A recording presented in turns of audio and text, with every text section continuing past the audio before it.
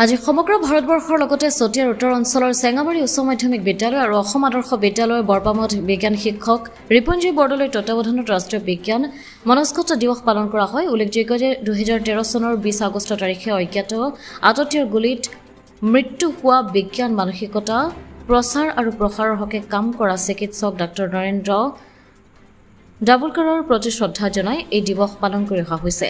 আজিৰ দিনটো নৰেন্দ্ৰ ডাভোলকাৰৰ লগতে এম কালবুৰ্গী, গোবিন্দ পানচাৰে আৰু গৌৰী লংকেশকো স্মৰণ কৰা হয়।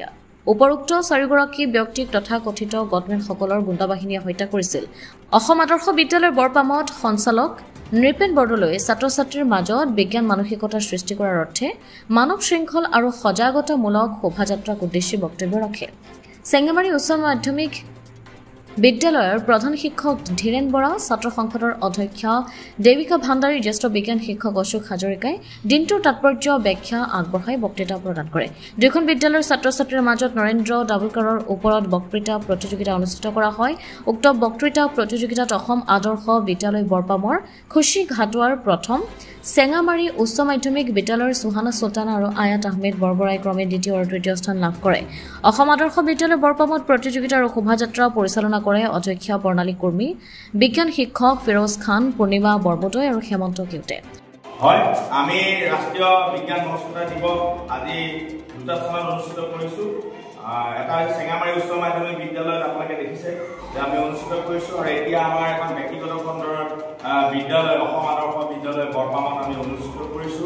ছাত্ৰ ছাত্ৰীসকলৰ মাজত মানৱ শৃংখল প্ৰস্তুত কৰি তেওঁলোকৰ মাজত সজাগতামূলক যিটো আমাৰ শোভাযাত্ৰা, ডাইনী হত্যা বন্ধ কৰাৰ পৰা ধৰি বিভিন্ন ধৰণৰ আমাৰ বেজ বেজালি বন্ধ কৰা, তন্ত্ৰ মন্ত্ৰ বন্ধ কৰা, সাপে খুটিলে চিকিৎসকৰ ওচৰলৈ নোৱা, এনেকুৱা ধৰণৰ শ্লোগান আমি ৰাইজৰ মাজত সজাগতা আনিবৰ কাৰণে এই দুয়োখন বিদ্যালয়ৰ জৰিয়তে এক সজাগতামূলক কাৰ্যসূচী গ্ৰহণ কৰিছো।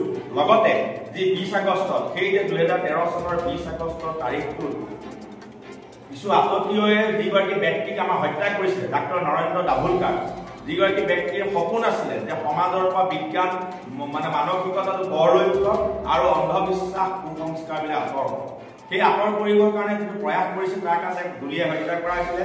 কিন্তু সেইজন বিজ্ঞান মনীষী কি কৰিছিলে, 2014 চনত পদ্মশ্ৰী বঁটা দিছিলে মৰণোত্তৰভাৱে। গতিকে তেখেতৰ ব্যক্তিক আমি আজি ছাত্ৰ ছাত্ৰীসকলৰ লগতে সমাজক চিনাকি কৰি দিয়াটো আমাৰ দায়িত্ব। সেইবাবে সেইজন ব্যক্তিৰ জীৱনীৰ ওপৰত আমি বক্তৃতা প্ৰতিযোগিতা অনুষ্ঠিত কৰিছিলো দুয়োখন বিদ্যালয়ৰ ছাত্ৰ ছাত্ৰীসকলৰ মাজত।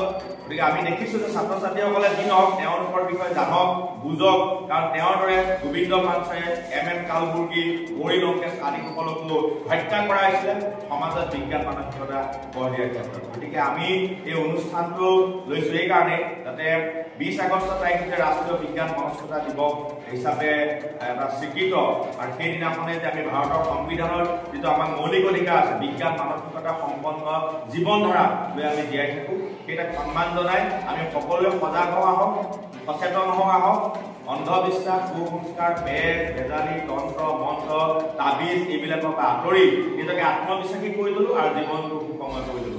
আমাৰ এই অনুষ্ঠানৰ কাৰ্যসূচী সফলভাৱে সমাপন হৈছে। ধন্যবাদ।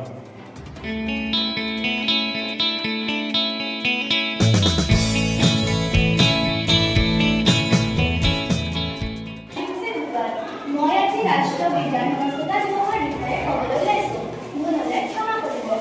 2013 চনৰ 20 আগষ্ট তাৰিখে ডক্টৰ নৰেন্দ্ৰ ডাভোলকাৰক গুলীয়াই হত্যা কৰা হৈছিল। তেখেতৰ জন্ম হৈছিল 1945 চনৰ 1 নৱেম্বৰ তাৰিখে মহাৰাষ্ট্ৰত। তেখেতৰ পিতৃৰ নাম আছিল অশোক ডাভোলকাৰ আৰু মাতৃৰ নাম আছিল তাৰাবাই। শিক্ষাৰ বুদ্ধিসম্পন্ন ডাভোলকাৰ পঢ়া শুনাৰ লগতে খেলা ধূলাতো আগবঢ়া আছিল। তেওঁ পেছাত এজন চিকিৎসক আছিল। তেওঁ অন্ধবিশ্বাস আৰু কুসংস্কাৰৰ ওপৰত সামাজিক সজাগতা আনিবলৈ চেষ্টা কৰিছিল। সেইবাবে তেওঁ চিকিৎসকৰ চাকৰি ত্যাগ কৰি অন্ধবিশ্বাস নিৰ্মূলকৰণ সমিতি গঠন কৰি সৰ্বসাধাৰণক সজাগ কৰিবলৈ চেষ্টা কৰিছিল। তথাকথিত গডমেনবোৰে দেখুওৱা নানা ধৰণৰ কাণ্ডবোৰক তেওঁ বৈজ্ঞানিক ব্যাখ্যা আগবঢ়াইছিল। ডাভোলকাৰৰ এনেধৰণৰ কৰ্মৰাজিয়ে ধৰ্মৰ নামত ব্যৱসায় কৰা গডমেন সকলক অসন্তুষ্ট কৰি তুলিছিল, যাৰ বাবে ৬৭ বছৰ বয়সত তেখেতক ধৰ্মীয় গুণ্ডা বাহিনীয়ে গুলীয়াই হত্যা কৰিছিল। এইগৰাকী মহান মনীষীক ভাৰত চৰকাৰে ২০১৬ চনত মৰণোত্তৰভাৱে পদ্মশ্ৰী বঁটা প্ৰদান কৰিছিল। প্ৰতিজন ভাৰতীয়ই ৰাষ্ট্ৰীয় বিজ্ঞান মনস্কতা দিৱস হিচাপে পালন কৰি আহিছে।